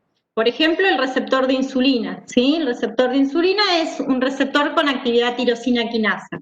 La insulina se une y sus subunidades se unen entre sí, se ponen activas y se autofosforila. Por eso decimos que tiene actividad intrínseca, porque se autofosforilan residuos aminoácidicos de la propia proteína transportadora, ¿sí? Y esas fosforilaciones también se transmiten a otras estructuras y se amplifica la señal, ahora lo vamos a ver también. ¿Bien? Pero inicialmente los tres tipos de receptores son estos. Voy un poquito más rápido porque nos va a quedar sin tiempo, ¿sí? Después, si quieren, volvemos sobre las preguntas. Acá tenemos a los ionotrópicos o canales iónicos. ¿Bien? Como dijimos, están formados por varias subunidades, ¿sí? 5 subunidades unidas entre sí formando un canal, ¿sí? Y pueden funcionar a través de 3 vías. Puede ser a través de un ligando, es decir, pueden tener en el lado extracelular un lugar de unión a ligando, ¿sí? Y de esa manera, interactuando con el ligando, permitir el pasaje del ion. Pueden ser canales iónicos voltaje dependientes, es decir, que el paso de la sustancia va a depender de un voltaje generado, ¿sí? Por ejemplo, por una bomba que bombea iones hacia el exterior, ¿sí? Ese voltaje generado por cargas más positivas de un lado, más negativas del otro, hace que se active ese canal, ¿sí? Y también puede haber otros regulados por segundos mensajeros, es decir, yo puedo tener, por ejemplo, un transporte por proteína G que me genera un AMP cíclico y ese AMP cíclico me activa un canal, ¿sí? O me genera un AMP cíclico, ese AMP cíclico, otra partícula y ese afecta el canal y lo modifica, ¿sí? Bien. Los metabotrópicos o los ligados a proteína G son más complejos porque tienen una porción que es el receptor y están unidos justamente a un complejo proteico, ¿sí? Formado por 3 subunidades. Una subunidad alfa, una subunidad beta y una subunidad gamma. La subunidad alfa se une a GTP y puede estar unido a GTP o a GDP, ¿sí? Según esté activo o no. ¿Bien? Cuando la subunidad alfa está en modo activo, está unida a GTP, ¿sí? Y esa unión entre alfa y GTP se libera del receptor y se une a un efector, ¿sí? ¿Qué es un efector? Bueno, va a ser un sistema, ¿sí? También puede ser una proteína, una enzima, ¿sí? Que lo que va a generar es un segundo mensajero. En el caso de las proteínas ligadas, las proteínas G, del sistema proteína G, Los efectores pueden ser 3.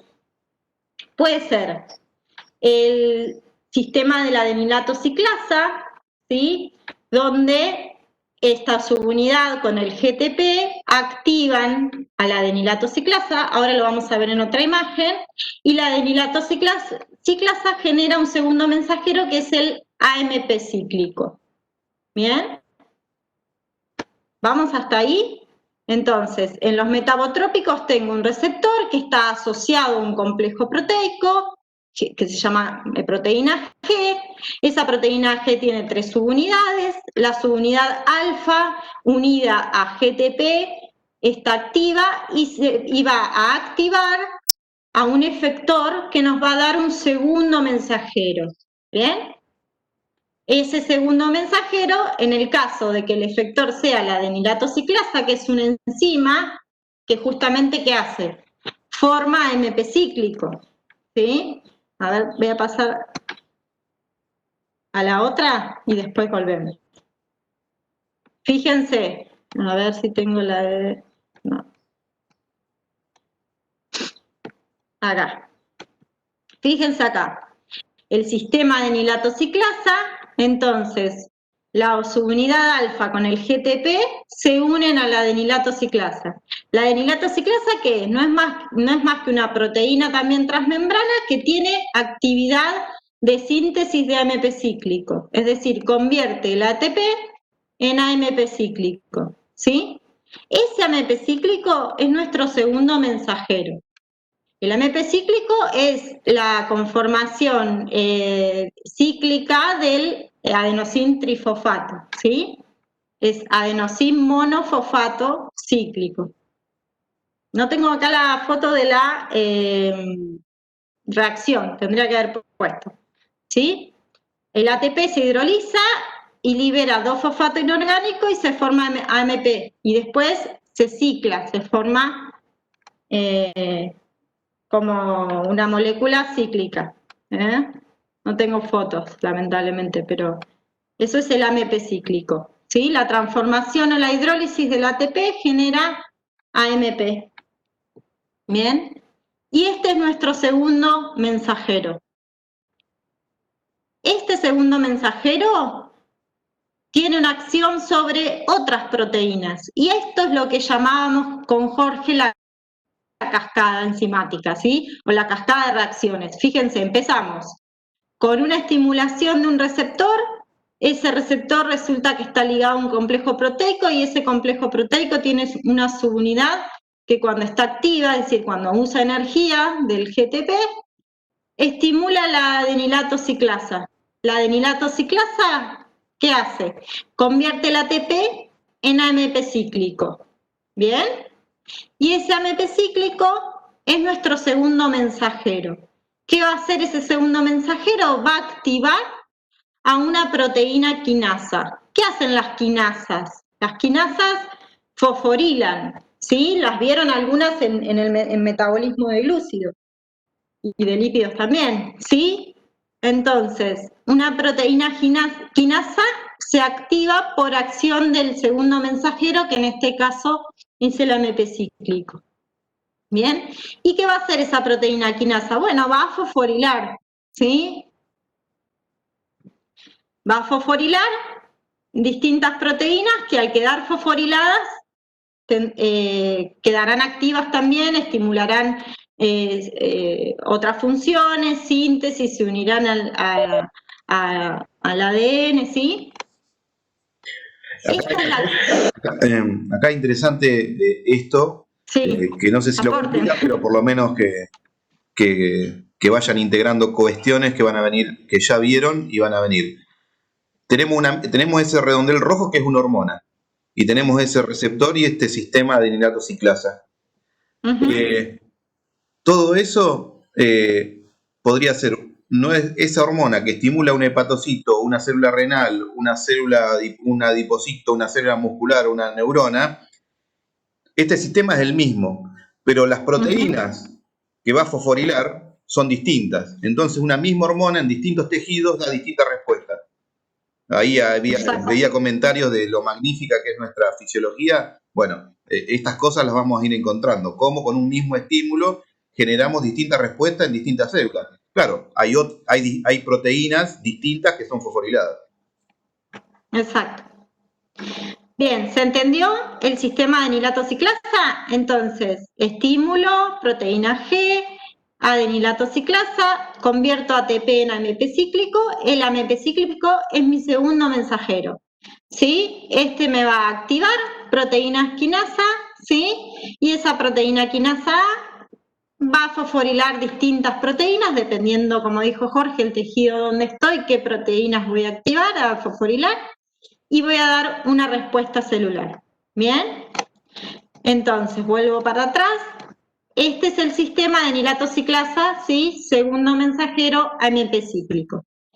Sí. Esto es un sistema efector.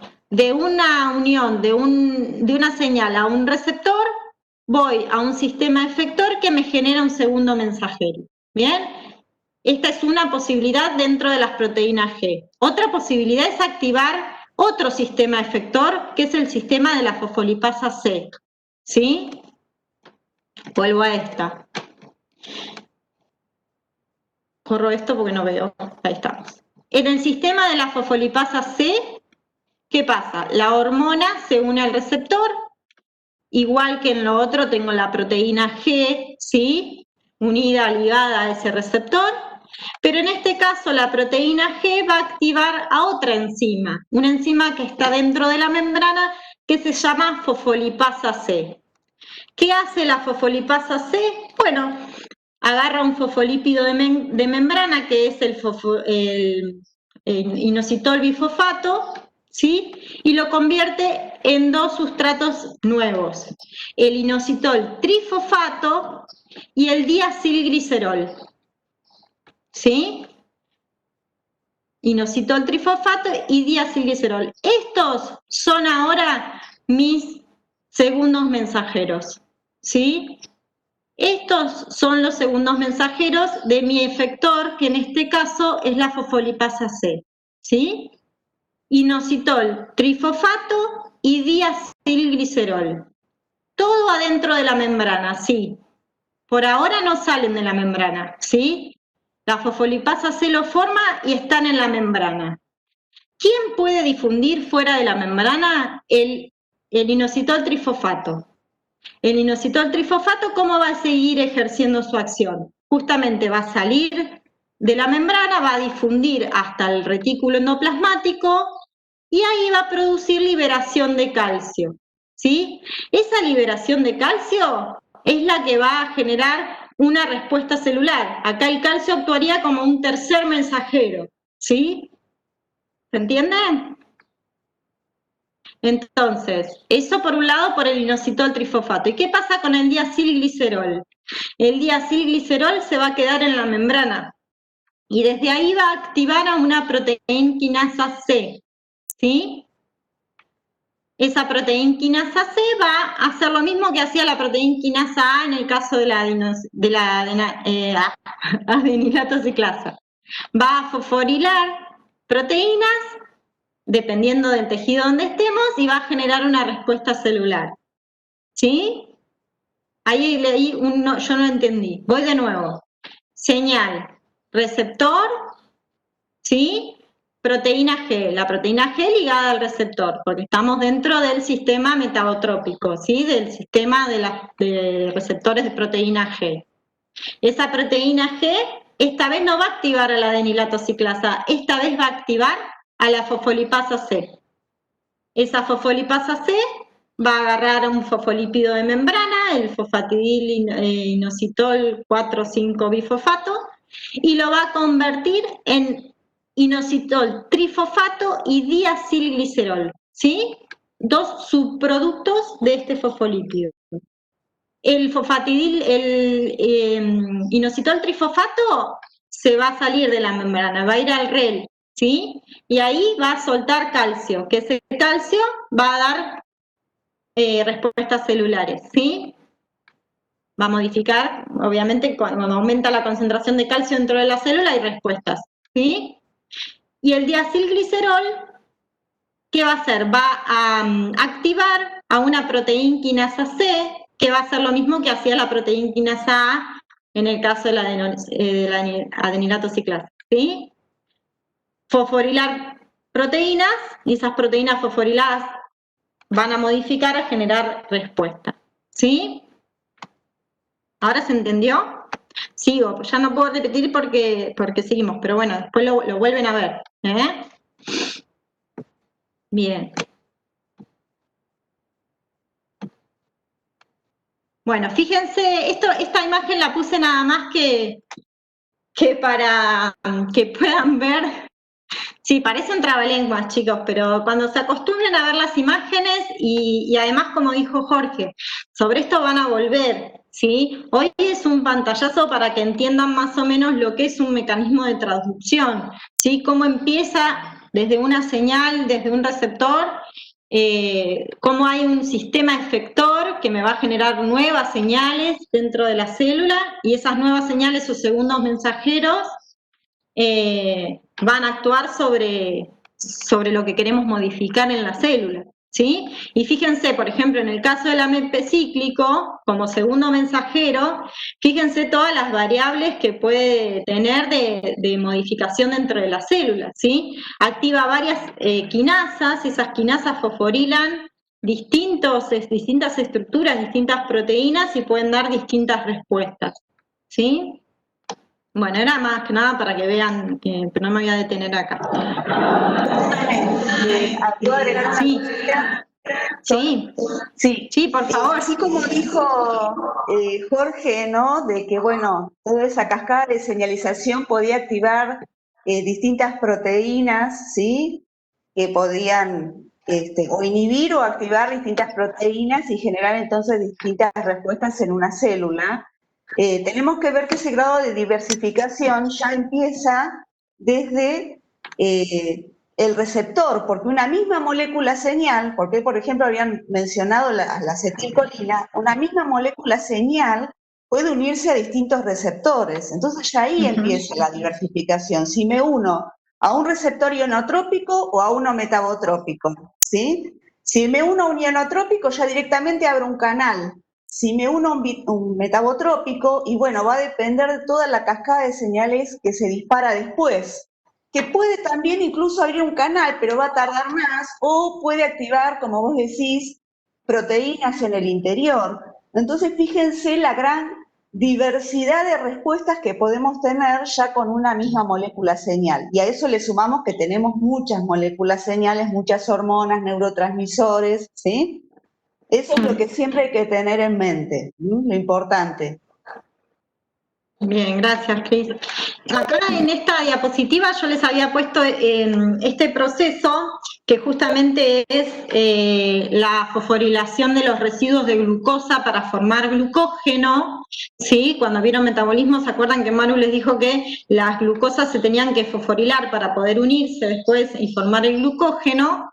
Y para llegar, fíjense que para llegar a la fosforilación de un residuo de glucosa, ¿arrancamos de dónde? Arrancamos justamente de acá, del receptor, ¿sí? A donde llega una señal, que puede ser, por ejemplo, el glucagón, ¿sí? Y estimula la proteína G, y la proteína G se une a la adenilciclasa, la adenilciclasa genera AMP cíclico, ese AMP cíclico, que es nuestro segundo mensajero, justamente activa una proteína quinasa, esa fosforila, ¿sí? A la glucógeno sintetasa por un lado y por otro lado a otra sinasa, ¿sí? Fíjense, esto es bien esquemático de lo que es la cascada de fosforilaciones, ¿sí? La cascada de activación enzimática que se necesita, por ejemplo, para fosforilar un residuo de glucosa, ¿sí? Arrancamos acá con esto, que es comunicación celular, señal receptor.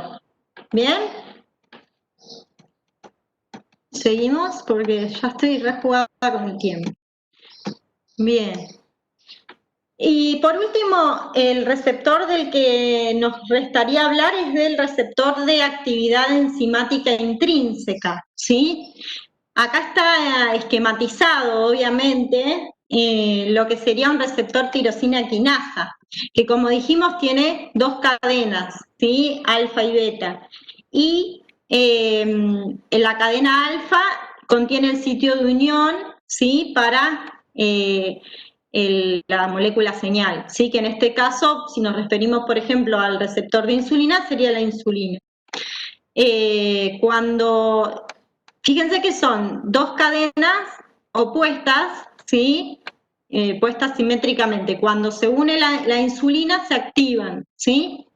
Se unen, se acercan y se activan, ¿sí? Y ahí se produce la autofosforilación de los residuos aminoácidos, ¿sí?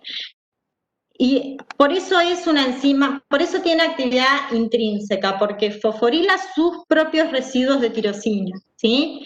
Y consume ATP para eso, ¿bien?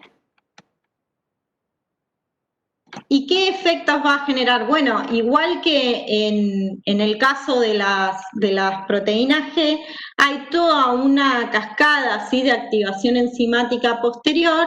Una vez que ella está fosforilada, fosforila a otras proteínas, ¿sí?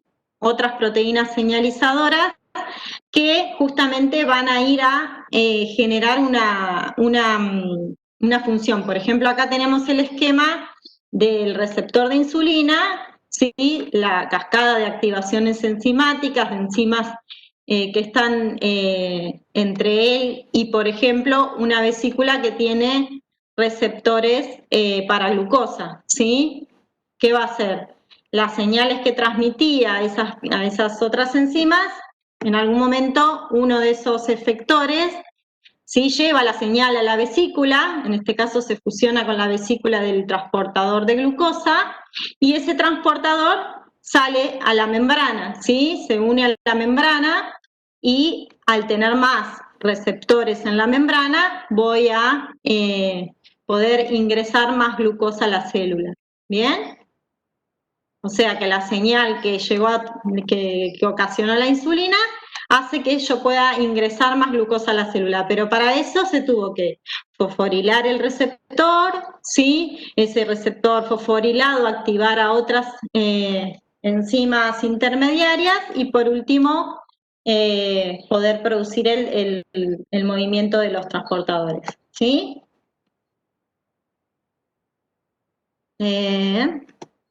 No me voy a detener en las preguntitas porque nos queda re poquito tiempo, pero vamos a hacer una wiki seguro, Jorge, no sé. No se entiende mucho, ¿verdad? ¿Qué quieren que repita? No, ¿Algo de esto?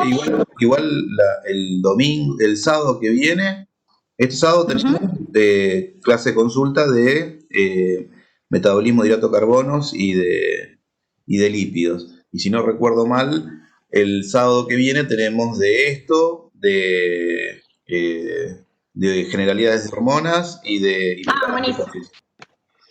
Bueno, no, vamos a ir anotando todas las consultas. Ahí preguntan qué es lo que tienen que saber. Lo van a ver tantas veces, parte 2 se repite tantas veces, tantas cosas, que les va a resultar natural entender estos conceptos. Sí, además piensen que nosotros en realidad se lo estamos simplificando un montón. Esto es bastante más complejo,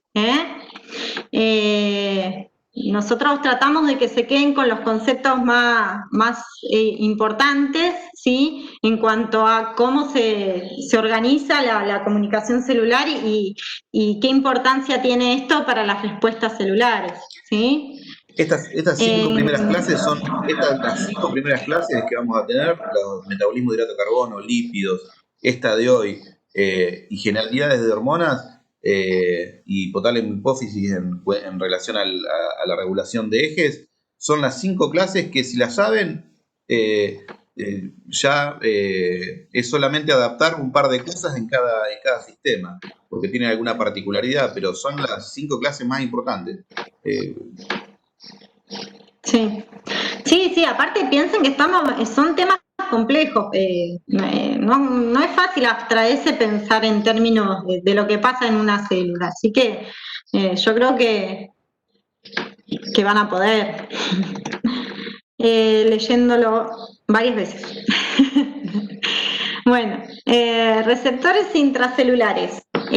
Bueno, hasta acá si quieren que nos podamos tomar 2 minutitos, repetir algo, hasta acá es receptores de membrana, ¿sí? Todo lo que tiene que ver con la transducción de señales que llegan a receptores de membrana. ¿Bien? Pero habíamos dicho que también había señales que podían ser, digamos, traducidas desde receptores citoplasmáticos. ¿Bien? Dijimos que todas las señales lipofílicas, es decir, las que no se disuelven en medio acuoso, difunden a través de la membrana y son captadas por receptores intracelulares o citoplasmáticos. ¿Bien?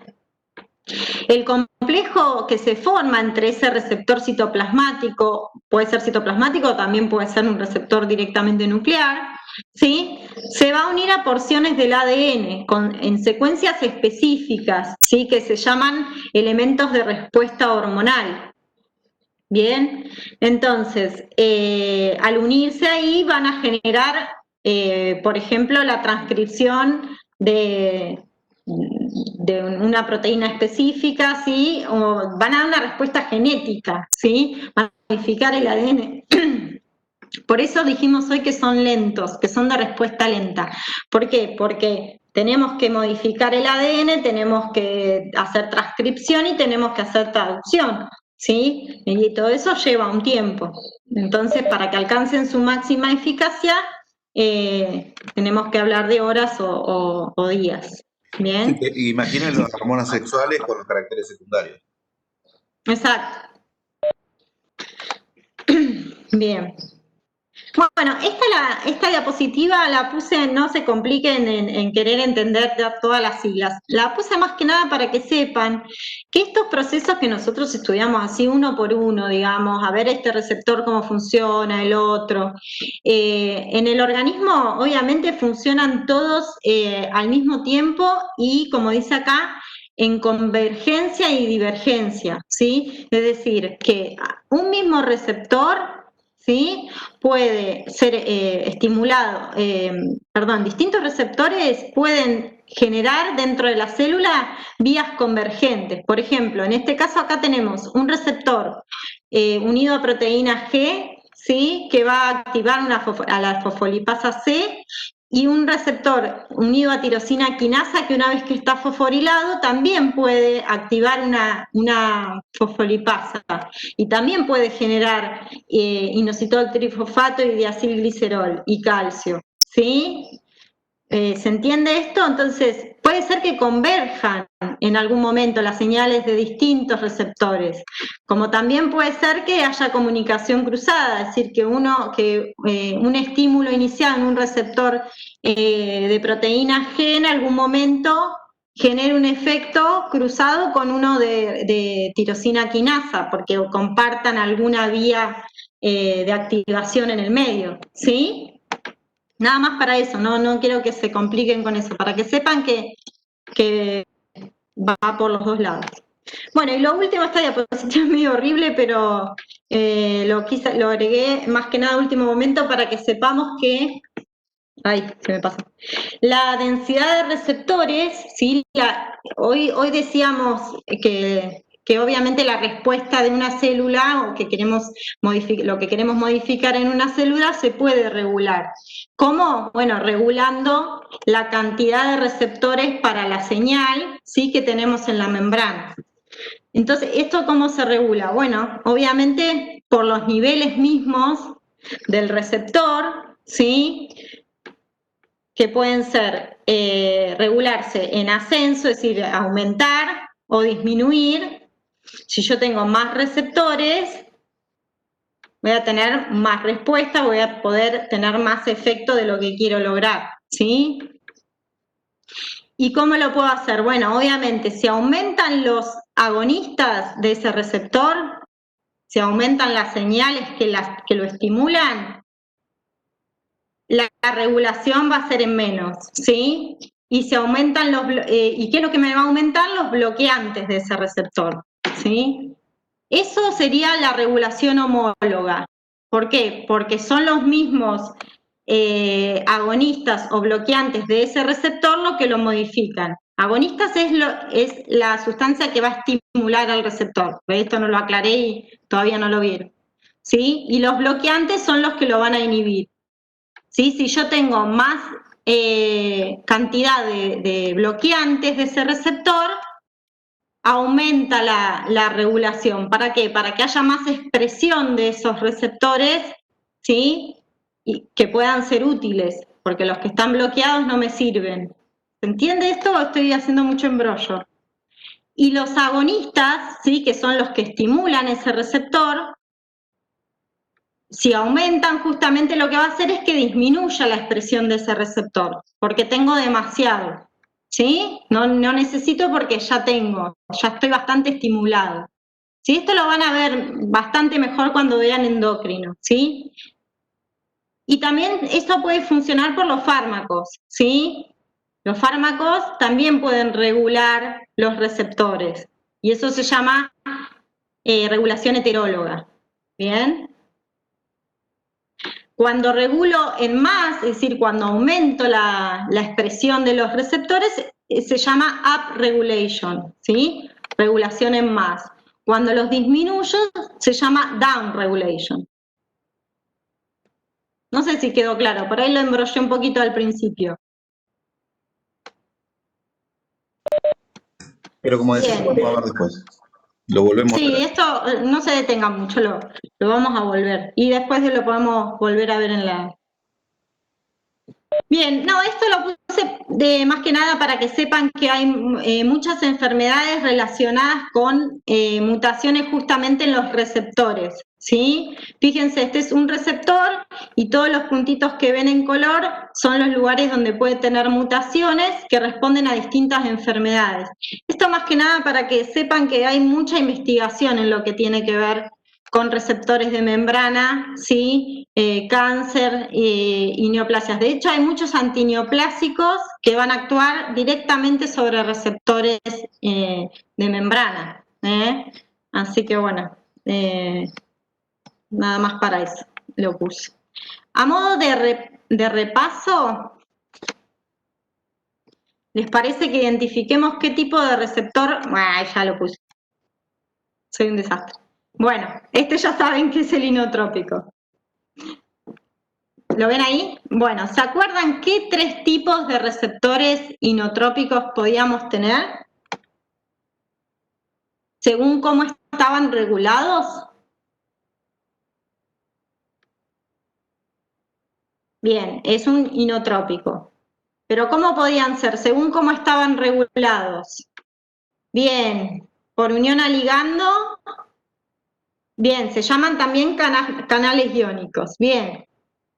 Bien, regulados por ligando, regulados por voltaje o voltaje dependientes, muy bien, y ahí lo pusieron regulados por segundos mensajeros. Bien, entonces, un ionotrópico puede ser regulado por ligando, voltaje o por segundos mensajeros. ¿Y cómo ejercen su acción? ¿Qué generan los canales iónicos? ¿Se acuerdan que dijimos? Cuando hablábamos de las proteínas G, lo que hacían eran activar efectores que generaban segundos mensajeros, y esos segundos mensajeros terminan fosforilando, ¿sí? Bien, activando quinasas, etc. Y en el caso del ionotrópico, ¿cómo ejercen su acción? A través del pasaje de iones, y esos iones que generan cambios de gradiente, ¿no? A un lado y al otro, de gradiente iónico. Y eso puede generar lo que se llama potenciales de membrana. Exacto, potenciales de acción, ahí lo dijeron. Bien, así ejercen su acción, ¿sí? Tienen que ver mucho con la excitabilidad de las células. También lo van a volver a ver esto en ARTI 2, 3, 4, lo van a seguir viendo. Bien, vamos a repasar este otro. ¿Este receptor qué tipo de receptor es? O por lo menos el esquema, aquel es metabotrópico. Muy bien, metabotrópico. O ligado a proteína G. Muy bien. ¿Y qué les parece? ¿Qué tres, si es un receptor metabotrópico, funciona a través de un efector, ¿sí? De un efector metabólico. ¿Qué tres posibilidades de efectores teníamos? Es decir, la proteína G va a activar 3 sistemas. ¿Cuáles? A ver, sistemas efectores. Adenilato ciclasa, bien. ¿Qué otro? Fosfolipasa C, muy bien. Y también podía estimular canales iónicos, ¿sí? Bien. ¿Y la adenilato ciclasa, qué segundo mensajero? Bueno, si hablamos de sistemas efectores, hablamos de segundos mensajeros, ¿no? ¿Qué segundo mensajero genera la adenilato ciclasa? AMP cíclico, muy bien. ¿Y la fosfolipasa C?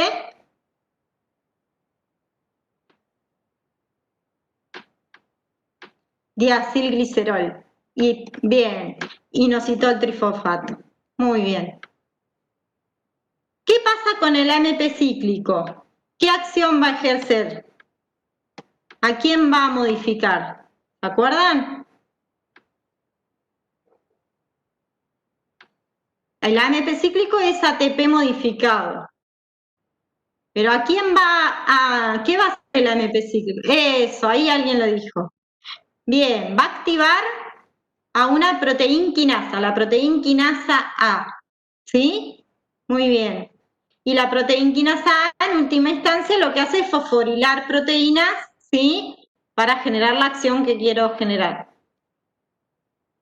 Bien. ¿Y el inositol trifosfato? ¿Se acuerdan dónde iba? Bien, suelta calcio, me ponen bien, exacto. Se difunde al rail y en el rail produce la liberación de calcio.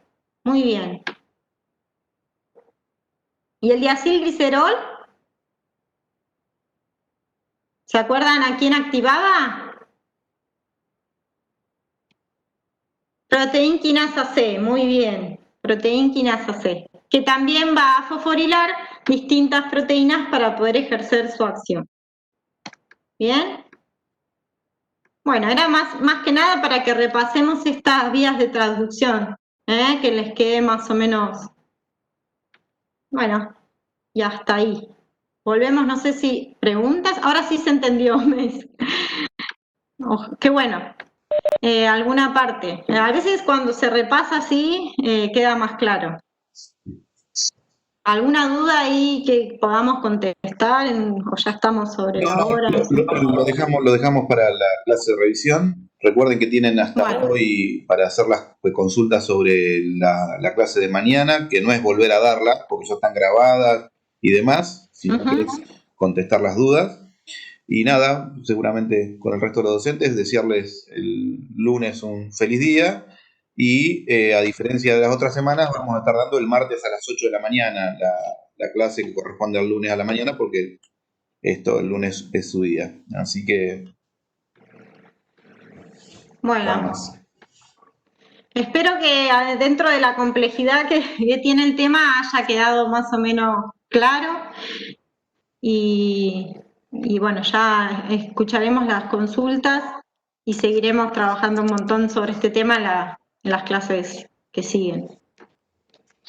Gracias a ustedes por la paciencia.